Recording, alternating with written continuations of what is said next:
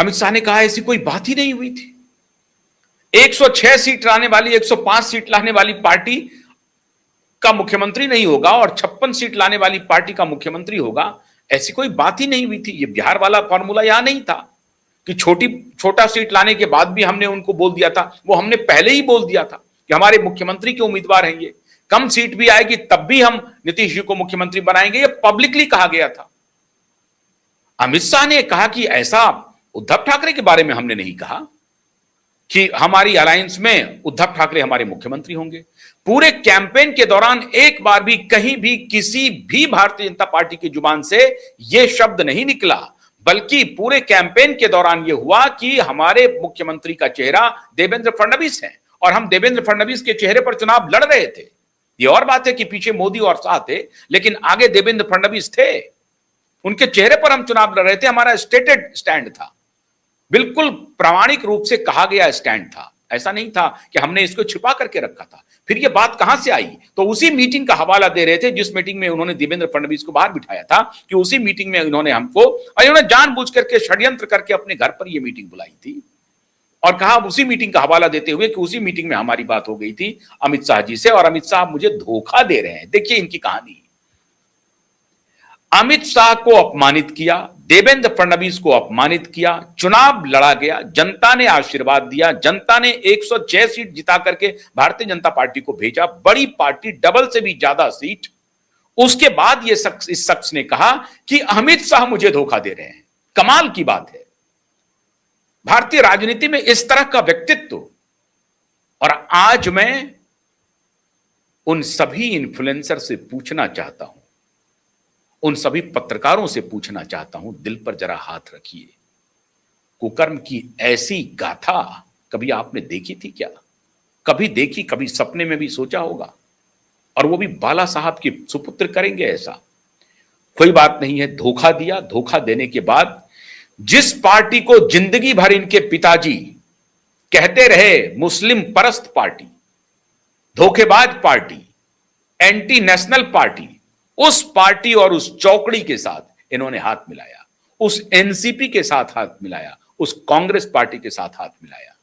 हालांकि बंद दरवाजे, पिछले दरवाजे से कांग्रेस का समर्थन लेते रहते बाला साहब ठाकरे, कोई दूध के धुले हुए नहीं थे बाला साहब ठाकरे, गलतफहमी मत पालिए। हालांकि बहुत सारे हमारे दर्शक कहते हैं कि नहीं नहीं, बाला साहब ठाकरे तो एकदम हिंदू है। बिल्कुल, इसमें कोई शक नहीं है कि हिंदू और सनातन के प्रति वो समर्पित व्यक्ति थे, लेकिन कांग्रेस का भी उन्होंने समय समय पर समर्थन लिया था, उनको मदद कांग्रेस पार्टी करती रही है, वो अलग अलग विषय है। लेकिन बाला साहब ठाकरे के विचार को धोखा देकर के उनके ही सुपुत्र ने जस्ट अपोजिट विचारधारा वाली पार्टी और उनके चौकड़ी में चले गए, यहां धोखा दिया। और फिर 2.5 साल तक पाप का वो नंगा नाच किया, जिस पाप के नंगा नाच को अगर किसी ने टक्कर दी तो अभिषेक बनर्जी लेड ममता बनर्जी की पार्टी ने दी। उसी तरह के कुकृत्य का नंगा नाच पश्चिम बंगाल में भी देखने को मिला। इस पिता पुत्र की सरकार ने और कांग्रेस और एनसीपी के शागिर्दगी के साथ ऐसा घोर कुकृत्य किया 2.5 वर्ष में, जिसकी कल आप कल्पना करेंगे तो देह जो है आपका पूरी तरह से आपके गूज बम आ जाएंगे। ऐसी हालत इन्होंने कर दी थी महाराष्ट्र की। 2.5 साल तक उद्धव ठाकरे कभी दफ्तर नहीं गए, कोरोना वाला जो खेल था। और फिर पालघर में साधुओं की हत्या हो, दिशा सालियान की बर्बर हत्या हो, सुशांत सिंह राजपूत की बर्बर हत्या हो, घोटाले हो, मीठी नदी का घोटाला हो, एक पत्रकार को घसीट करके, घर से घसीट करके पत्रकार को 56 पुलिस वाले स्टेनगन के साथ एक जर्नलिस्ट के घर में घुस करके जबरदस्ती केस उसके ऊपर ठोक करके उन्हें जेल भेजा और सुप्रीम कोर्ट से उनको जमानत मिली। ये कृत्य किया, बुलडोज कर दिया वहां कंगना रनौत के घर को, कहा कि तुम आओ यहां पर तुमको देखेंगे। और जब तक कंगना रनौत मुंबई एयरपोर्ट पर पहुंची तब तक उनके घर को बुलडोज कर दिया। गुंडागर्दी का सारा रिकॉर्ड इस दोनों बाप बेटे ने तोड़ दिया, दोनों बाप बेटे ने। लेकिन नियति बड़ी क्रूर होती है मित्रों, और उस वक्त दो शख्स जिन्होंने खून के आंसू पिए थे, खून के घूंट पिए थे, इंतजार कर रहे थे। और आज मैं दिशा सालियान के पिता सतीश सालियान को यह खुशखबरी देने आया हूं कि अदालतें फैसला करे ना करे, प्रकृति ने आपके साथ न्याय कर दिया। ठाकरे मिट्टी में मिल गया। उद्धव ठाकरे और आदित्य ठाकरे मिट्टी में मिल गया। मित्रों, मिट्टी में मिल गया। कैसे? बदला इसको कहते हैं, प्राकृतिक न्याय इसे कहते हैं। अब जेल जाए न जाए, जेल तो खैर जाना ही पड़ेगा, जेल तो खैर जाना ही पड़ेगा आदित्य ठाकरे को, उद्धव ठाकरे को भी जाना पड़ेगा, वो तो अलग विषय है। लेकिन कैसे कैसे ये पिता पुत्र मिट्टी में मिले हैं, अब जरा मैं सुनाता हूं। 5 सांसद हैं, संजय दीना पाटिल, संजय देशमुख, नागेश पाटिल अस्थिकार, ओमरजी निम्बालकर, भानु साहब बागचुरे और संजय जाधव। और एडिशनली राजा भाऊ वाजे, ये सभी सांसद, 9 सांसद हैं, ये सभी 6 सांसद दिल्ली पहुंच चुके हैं। फोन ऑफ हो गया है।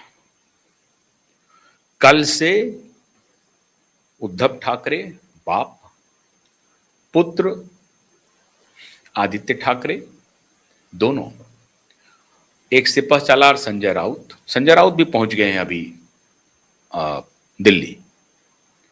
ये तीनों सारे घोड़े खोल लिए हैं, सारे घोड़े, कि ये 6 सांसदों से हमारी बात हो जाए। एक बार उनको हम बोल दें कि आप मेरा साथ क्यों छोड़ रहे हैं, हमने आपके साथ क्या क्या नहीं किया। हमने आपके ही बिना पर तो अमित शाह को बुलाया था यहां पे, हमने आपके ही बिना पर तो देवेंद्र फडणवीस को घर के बाहर बिठा दिया था, हमने आपके ही बिना पर तो पाल घर में साधुओं की बर्बर हत्या करवाई, हमने आपके ही बिना पर तो सुशांत सिंह और दिशा सालियान को मौत के घाट उतरवा दिया। और सबको, अरे उतरवा दिया, डंके की चोट पर कह रहा हूं, सबके सामने कह रहा हूं। हिम्मत है ठाकरे तो सम्मन भेजो, लीगल नोटिस भेजो। मैं कह रहा हूं, कोई मीडिया ऑर्गेनाइजेशन नहीं कहेगा, मैं कह रहा हूं, और पूरी ईमानदारी के साथ कह रहा हूं, पूरी जिम्मेदारी के साथ कह रहा हूं। और तुम्हें मैं चुनौती देता हूं ठाकरे, कि तुम मेरी आंख से डरते हो, मेरी आंख से, मेरी निगाहों के सामने आ नहीं सकते, क्योंकि सबूत ऐसा मेरे सामने है ना, जो 7 समंदर पार भागोगे। ये मैं कह रहा हूं तुम्हें, ये मैं बतौर पत्रकार भी कह रहा हूं और बतौर एक सिटीजन भी कह रहा हूं। न्याय के लिए लड़ने वाला एक सिटीजन कह रहा है। और इस प्रकरण में मैं अदालत को भी क्लीन चिट नहीं देने वाला हूं, नहीं देने वाला हूं। साक्ष्यों पर लड़ रहा हूं, साक्ष्यों पर। और अदालत को मालूम है कि आशुतोष पाठक और क्यूबाई नेटवर्क बिना साक्ष्य की कोई बात करता नहीं है।